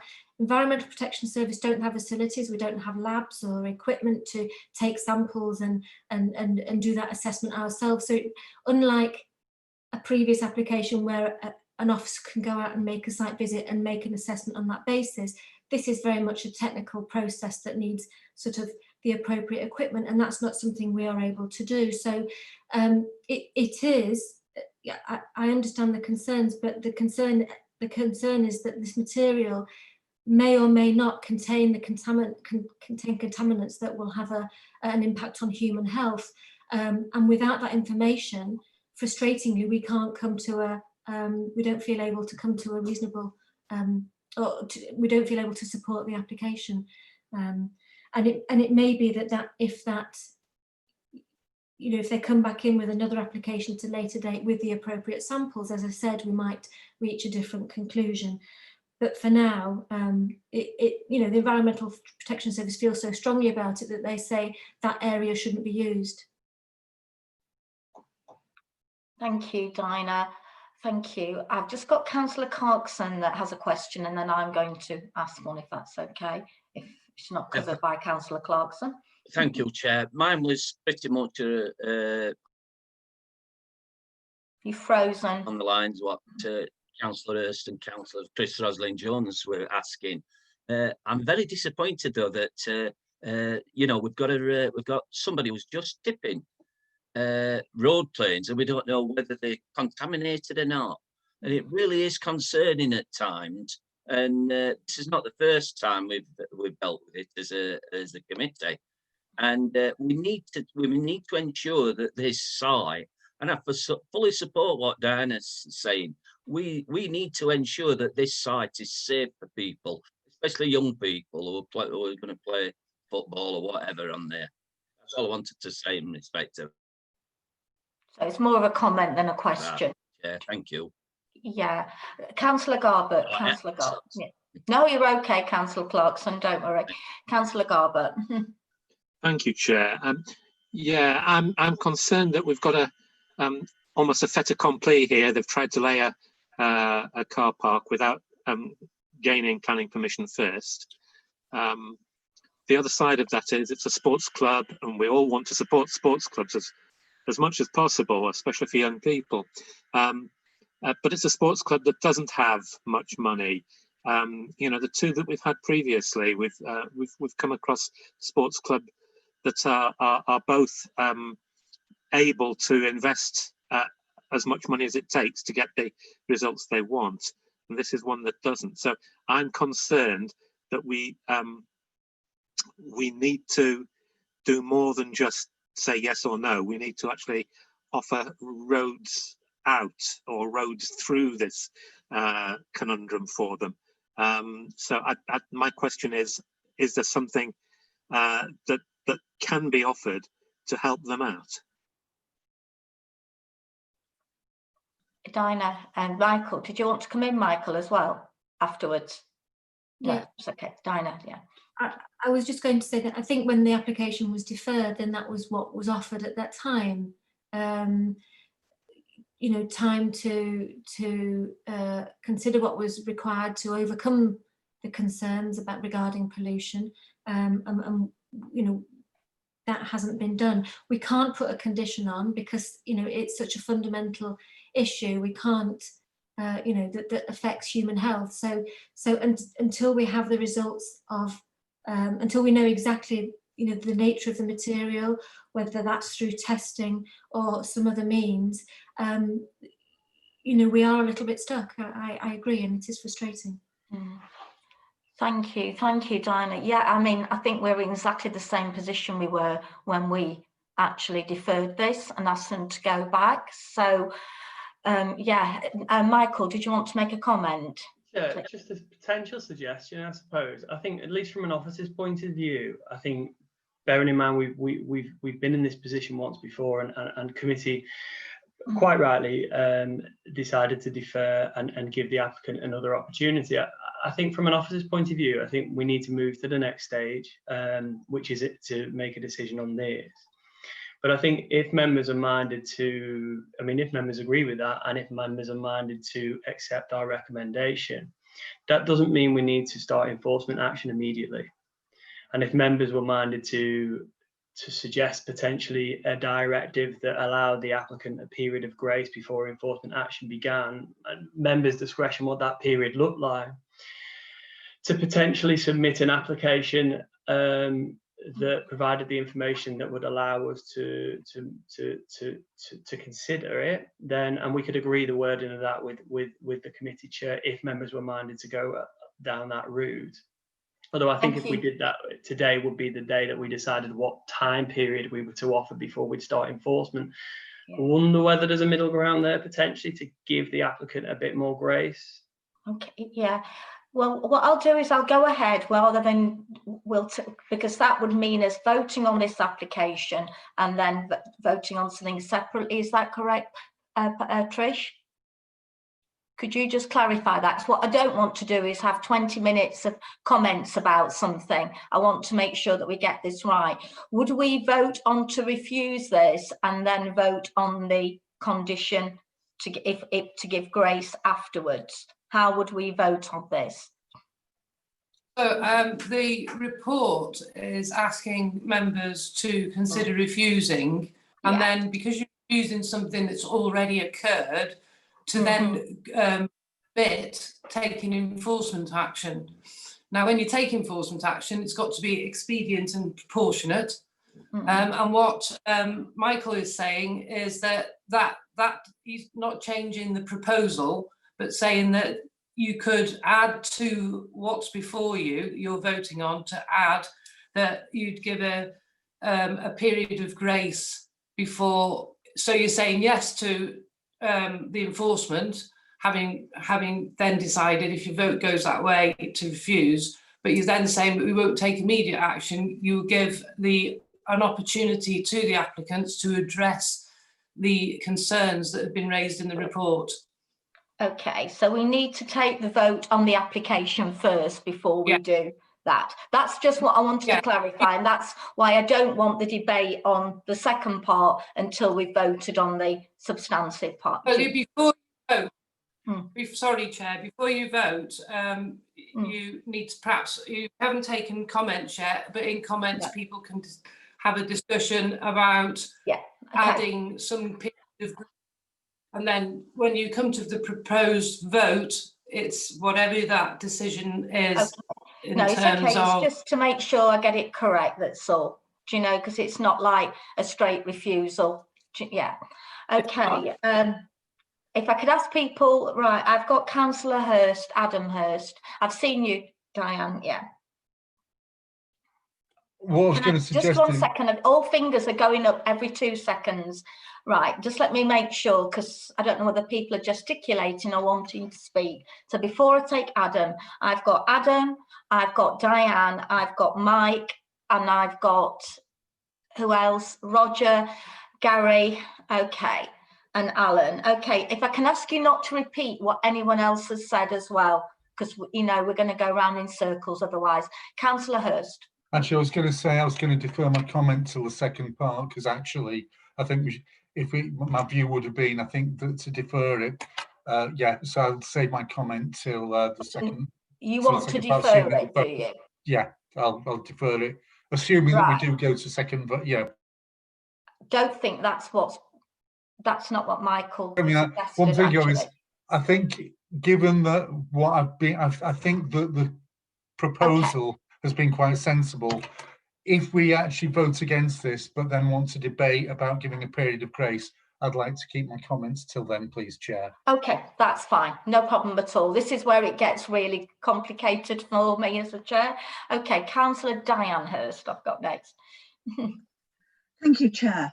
My question is really about what happens next. Is so what? So if we do vote in favour of the officer recommendation to refuse, but set out a time limit for deferral, what are we trying to achieve through that? Do officers, you know, if we've not managed to get some kind of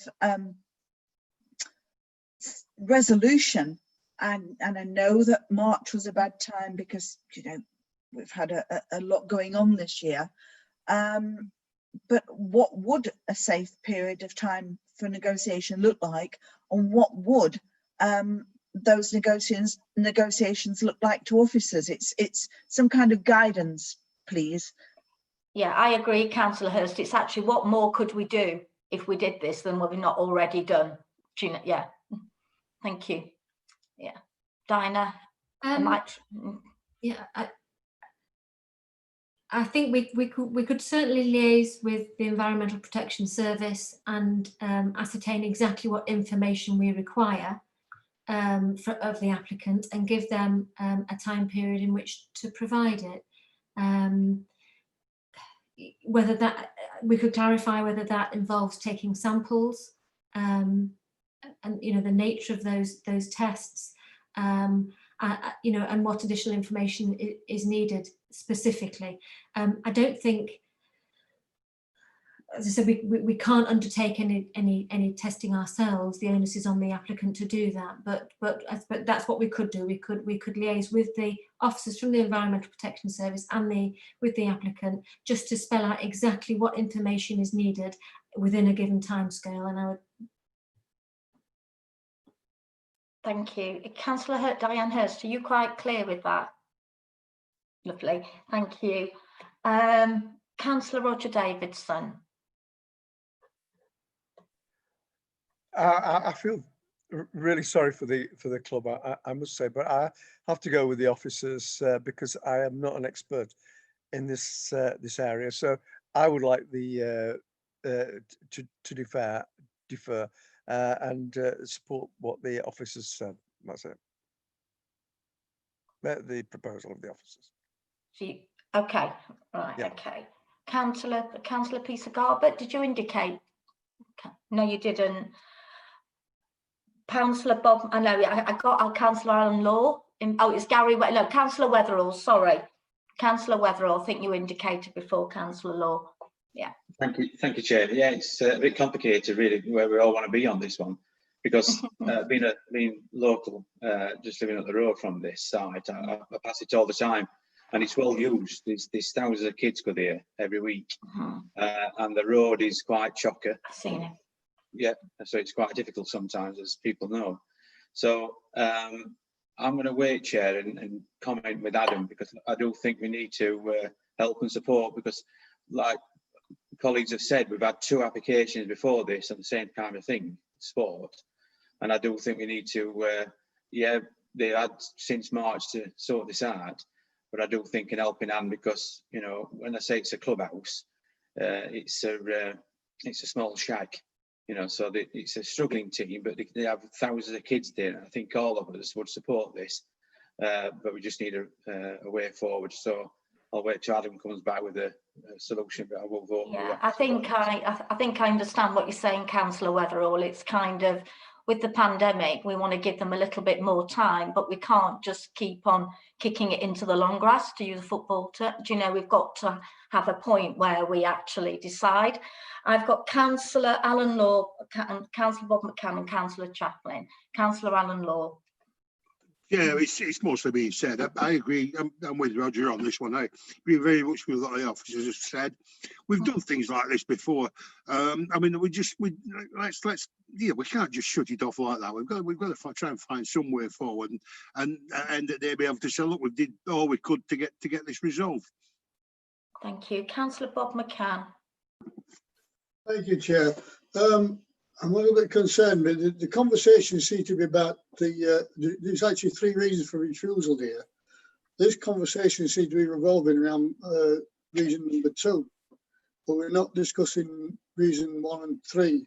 So how does that fit into all this? I'm kind of confused on this, Chair. Okay, well, if you want to ask your questions on 1 and 3, do you Well, know? it's not that. It's just, I mean, if we, I mean, I quite support deferring this, because obviously for the same reason we want to support sports clubs, but we can't just have it on one reason. I don't see that works.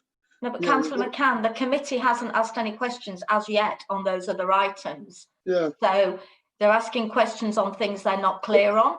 So at the moment, it seems to be sticking on that.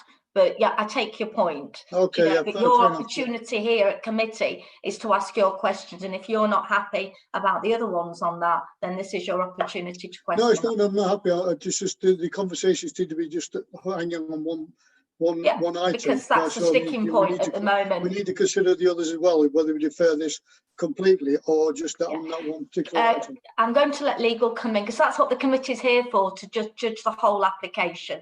Trish, would you like to? But Chair, having heard members' comments and just a view of the summary recommendations in the report, it appears that the difficulty members are facing is because the report asks for, or rather recommends refusal of planning permission for retention of what's on site at the moment, and gives planning reasons for that. Those are the reasons set out that the members just referred to. But the report also asks for permission or authority to authorise the head of planning to take steps, including enforcement action. And I think that the discussion with Michael earlier about when it would be appropriate to take that action is where the difficulty is being raised by members. So perhaps if Michael and Dinah agree, we can split it into 2 decisions. One, the recommendation for refusal, and then a recommendation to take enforcement action, wherein you could add members' concerns about giving an opportunity and not to take immediate action. Would that assist? Yeah, a recommendation for, so we've got a recommendation for refusal and a recommendation not to take enforcement action, and we'll have a time scale in that. Is that correct, Trish? So the recommendation in the report is to refuse for those reasons, and then in page 101, the second to last paragraph says, together with the recommended for refusal, it will be necessary to authorise the head of planning to take all steps, including enforcement action and to institution of legal proceedings to secure the removal of the unauthorised structure. It will also be necessary to delegate to the head of planning to vary the action authorised in order to achieve the objectives. So if we just tighten up that word and put it as a second resolution, so you can vote on the recommendation for refusal and then vote on the terms of authority to. Yeah. Well, we'll finish with the, yeah, lovely, thank you. I think I'm clear now. So it was what I thought. So we've got Councillor Mike Chaplin, I think. Oh, sorry, Dinah, do you want to come back on that, Dinah? Sorry. Thank you, Chair. I just wanted to respond to Councillor McCann's points that it's a little bit confusing because we've got two reports essentially on the agenda, because we attached the old report, and previously there were 3 recommendations for refusal. There's now only 2. One is an amenity concern in relation to the proximity of the car park to the neighbouring properties, and one is the concerns regarding insufficient information, and that relates to the contamination and drainage issues. We felt on further reflection and discussion with the applicants that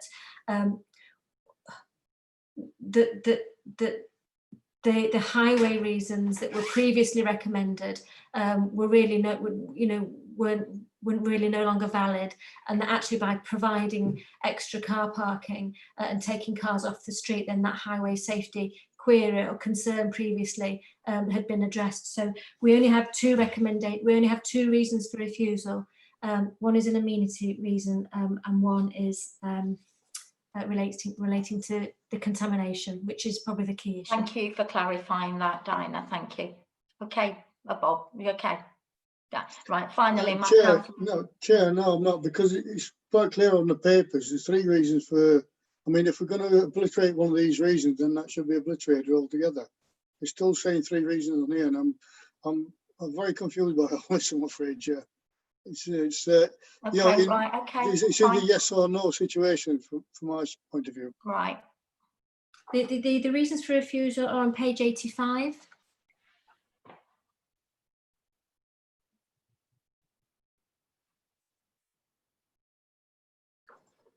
Dinah, I think the point is that page 85 is not identical to 101, 102. I think that's the issue.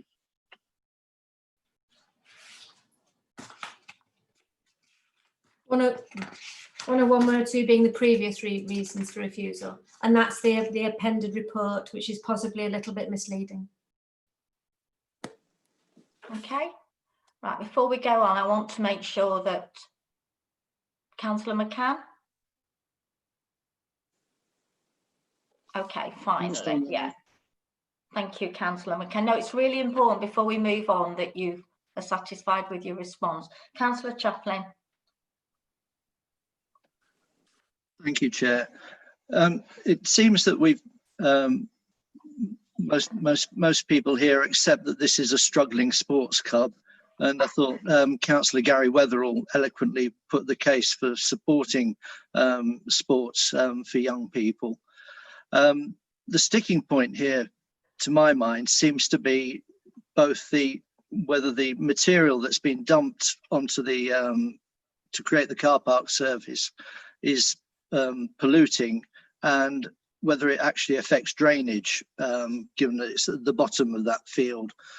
Would it be expedient for us to authorise tests on for pollution and tests for drainage, and to bill the club? At least then it would be able to move us forward in coming to a decision on this matter. And given what's been said about splitting the decision into 2 parts, I'm certainly in favour of that, because otherwise I think we're almost duty bound to refuse this and move on to forward enforcement action.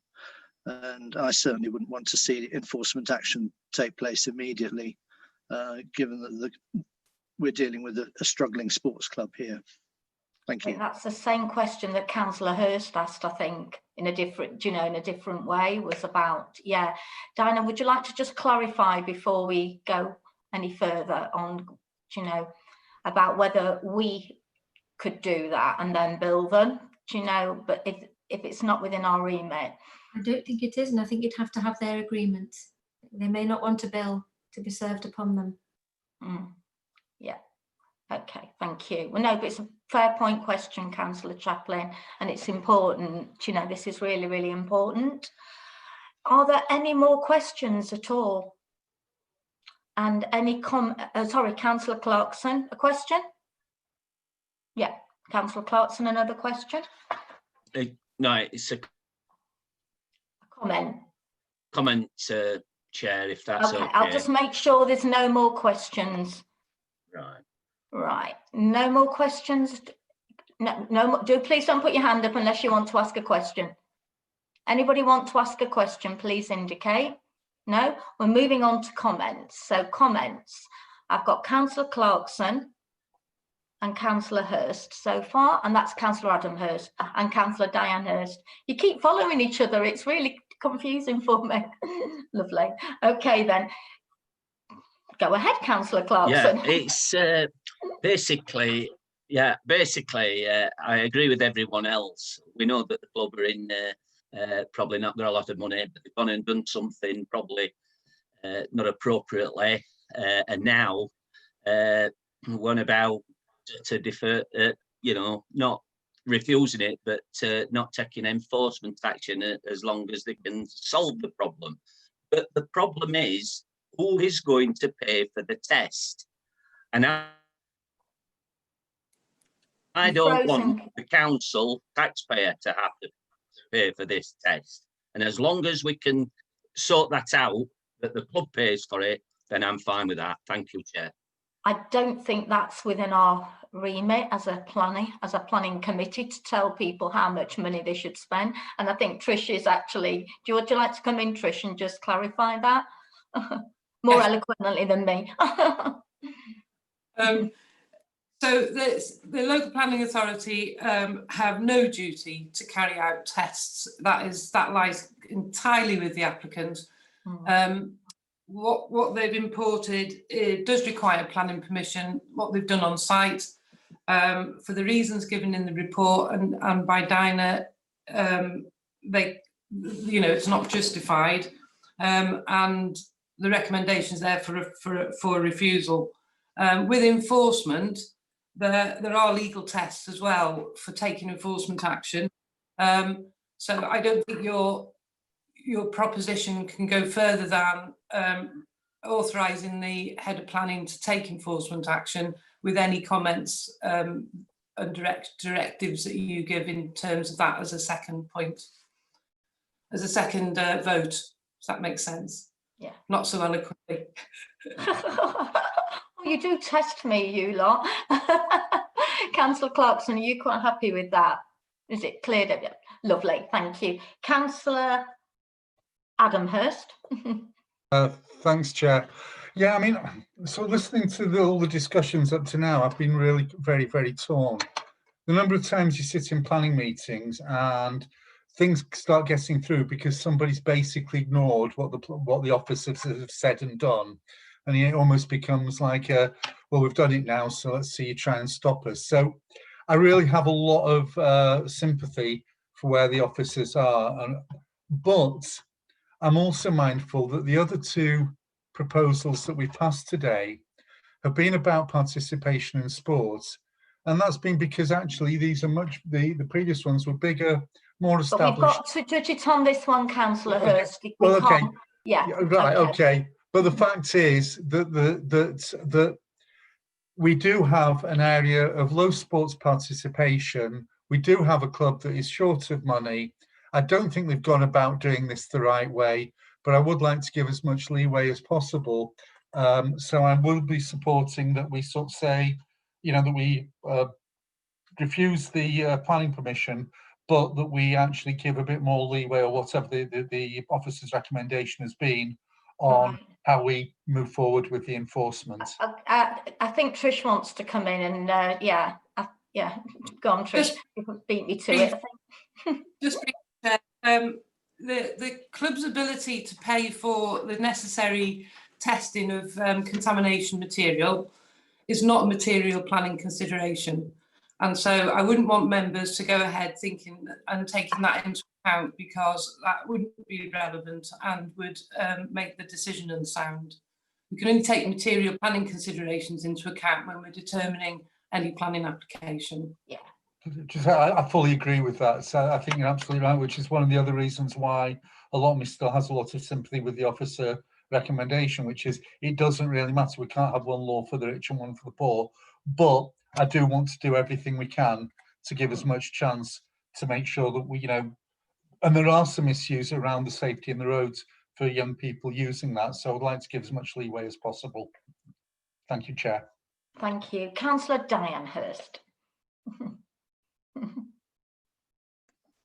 Thank you, Chair. Yes, I support what this club is trying to do. I support that it's running organised football and allowing young people to participate and trying to create a parking space so that they don't have to cross roads, so that the cars are off the public highway. The unfortunate thing is that they are going about it in a way which almost compels us to refuse them. So if we are going to support the officer's recommendations, then very much I would like to have a sufficient leeway so that we're not shutting them down and telling them, it's a small community club. I support their objectives. I want to support them to get to a place where, when they come back here next time, it looks like they've worked with Dinah to solve the immunity issues. When they come back here next time, I'd like them to have solved the potential testing pollution issues as well. Thank you. Thank you. Thank you for your comments. Was there anybody else that wished to make a comment? Councillor Garbett. Thank you, Chair. Yeah, they're between a rock and a hard place, aren't they? Because I don't see that we have any option but to accept the officer's recommendation here on planning grounds. And yes, I'd like to take up Michael's point about deferring enforcement action as long as possible. But even if enforcement action takes place, this will be a cost on the club. And I know, yes, Trish, you've been saying that this isn't a material thing, but it does worry me that the club's caught between a rock and a hard place, partly because of the decisions it's made itself. But yeah, we don't have an option here. There are too many things that have gone wrong here for us to be able to not accept the officer's recommendation.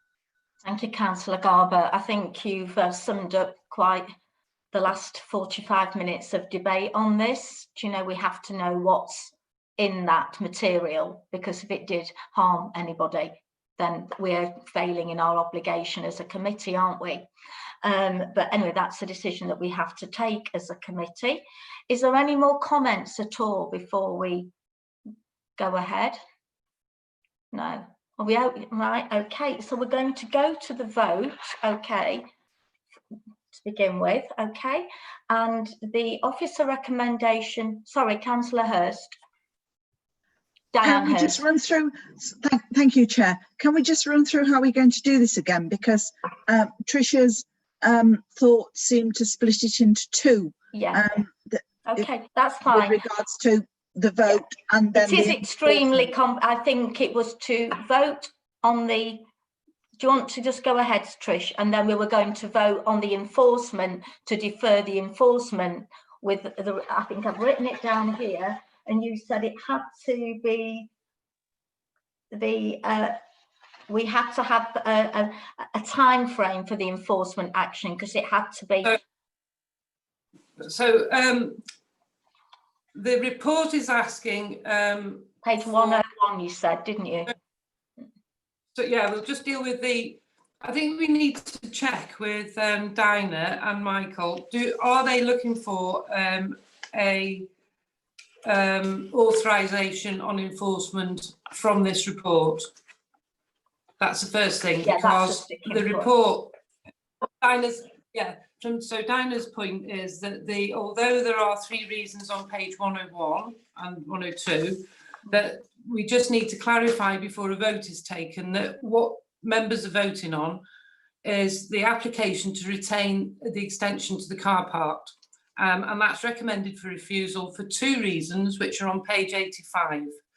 So that's the first vote. Before you take that vote, though, Chair, I would recommend you just check whether or not the planning officer is requiring a second authority from members resolution in terms of enforcement, or will that come in a separate report, which it's obviously open for them to do. Right, Dinah, would you like to come back and could you answer those? And then I've got Abby's indicated as well. Thank you, Chair. We're seeking a resolution on the whether or not to enforce, beyond determining the application. And I think the key point is that what we need from members is a steer to, if they are considering delaying the taking of enforcement action, a time period that they would want us to incorporate in an appropriately worded directive.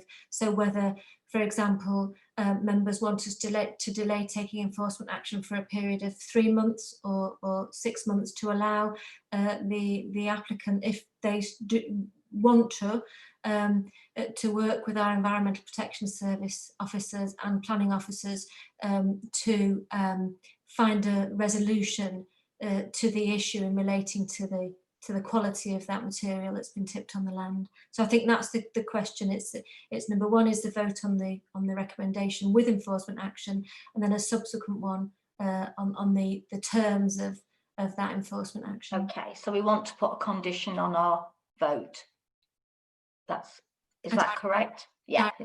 Okay, so we need someone to propose that. Is that correct, isn't it, Trish? I need somebody to propose that. Just a minute, Alan, sorry. It's really difficult when all the hands are going up. Yeah. Trish? Well, do we need somebody to propose I was going to it may be better if Michael suggests some wording to go with the enforcement side of the vote. So when you're voting, you're saying to refuse and take enforcement action, and then some wording that addresses members' concerns, and then take that one vote over the whole issue. Does that make sense? Right, Michael. Chair, I wonder whether, from a wording perspective, and members can give a steer in terms of timelines, but I wonder whether, bearing in mind we're coming into the Christmas period and different things, whether we take a vote on members authorising enforcement action in principle without giving a 6-month period potentially. Now, I don't know whether members feel that's too long. That's what I've written down. And after that 6 months, and what we'll do from an enforcement point of view is we'll follow that up in a formal enforcement letter to the applicant, which will start the enforcement process on a soft basis, but give them a 6-month period to comply with the requirements, which would be to submit the relevant information in the form of a planning application for our consideration. Because again, once that application has been submitted, before we pursued formal enforcement action, we'd issue a decision on that application. Do you want me to repeat that, Chair, in a bit more of a... This is really, must be one of the most complicated yeah, if you asked me I've ever had to deal with. Yeah, I would have thought this would have been the quickest one at the beginning. It's turned out... I know, well, we always have one, don't we? This is just really complicated because I know what we want. I know what committee is. I know what committee wants to do, but it's how we word that before we go to the vote that I want to get correct. Do you know? Thank you, Trish. Would it help if you voted on the recommendation to refuse and the authority to take enforcement action, but that in consultation with the chair, the head of planning would discuss the period in any enforcement notice for which the steps need to be taken? Because that's something that would give you control. Yes, would that be the best word? So if we agree the wording is then that you're voting on refusal for the 2 reasons on page 85. Yeah. And the authority to the head of planning to take appropriate enforcement action. Mm-hmm. Subject to consultation with the chair. Mm-hmm. On the period for compliance with any notice. Okay. So we couldn't put down in there the 6 months, which seemed to be everybody was nodding their head. And I think that would be the sticking point. You know, everybody was nodding their head when it was 6 months. So could we have the 6 months in with that or not? Because I think that's what. I think if you were doing an enforcement notice, without knowing all of the facts, but if you were doing enforcement notice, one of the things you're required to do is to set out what steps the recipient of the notice is required to take in order to comply with the notice, and in what time period. So the time period has to be a reasonable time period, in which to carry out the steps. So once an assessment's been made on what enforcement steps need to be taken, the head of planning would come back to the chair and say, they need to do X, Y, and Z. We were thinking about 10 months, 12 months, and then you can have that input and they'll take into account your response before a decision is made on what the period is. Okay, so, okay, committee, right, Councillor Diane Hurst. Thank you, Chair, but couldn't we just include in that the rider not to commence before a 6 months grace period has expired or something like that? I don't know. I think something that Michael said, but in more. I think what Trish is saying is we don't know what we might find, and if something that we found needed to be dealt with promptly, then that it could stop us from doing that. Is that what you're getting at, Trish? Yeah, I think you need, if you're authorising the head of planning to take enforcement action, you must have faith in the fact that all the steps that are necessary before enforcement action is taken, considering expediency, proportionality, anything that's on site, that they will do that in accordance with the law, and that just to give members the comfort of knowing that they, that's been given careful consideration in terms of how long a club would have to comply with the notice. He can do that by consultation with you. So basically, it would be me as a chair that would be making sure that nothing was being done, well, it didn't need to be done. To represent members' views on how the club have got to take, and obviously the facts around what notice would be served when would be discussed with you during that consultation. I think that's probably the best way. We don't want to write the enforcement notice or dictate what the enforcement steps would be at this point. It's whether or not authority is approved by members, that's the question before them, based on the facts in the report. But just to come back, Chair, I mean, it does look like when the first report was written, work had ceased. It carried on and was completed. So there just seemed to be a slight game of chicken happening here, and knowing that we're being serious and it's not an open-ended period, and there are 6 months where they need to move towards what we need to have to be ensured, to be certain that we're on sound legal grounds with looking at considering a planning application from them. I think that's what Trish means by the compliance, isn't it? Because there is a time frame in it. But you're absolutely right, Councillor Hurst. Did anybody else, Councillor Garbett, did you want to add? Yes, Chair, thank you.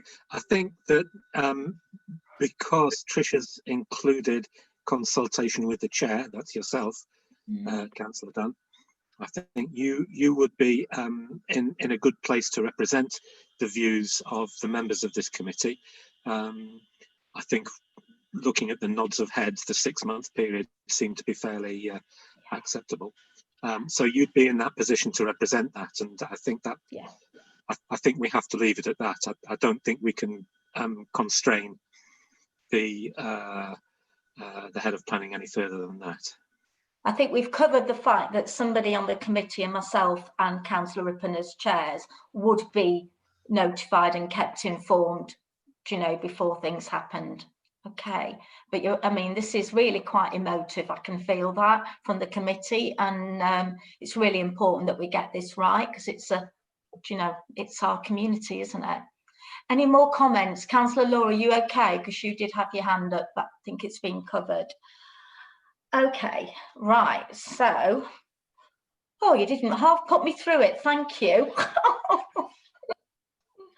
Lovely. Okay, Abby, did you have something you wanted to add? No, Chair, it was covered in the end. Lovely. Okay, then. I just don't want to make sure I've missed any. I've never seen so many hands waving about on the screen. It's, you've certainly, no, Gary, stop it. I think this is a showman now. Right then. So, if I've got this right, we're going to go to the vote, you know, for the 2 reasons on page 85. And then with the authority's right to take appropriate enforcement action subject to consultation notice with the chair on the period of compliance. So that is what I'm going to be proposing, and is that correct? Whew, I've got a legal, God almighty.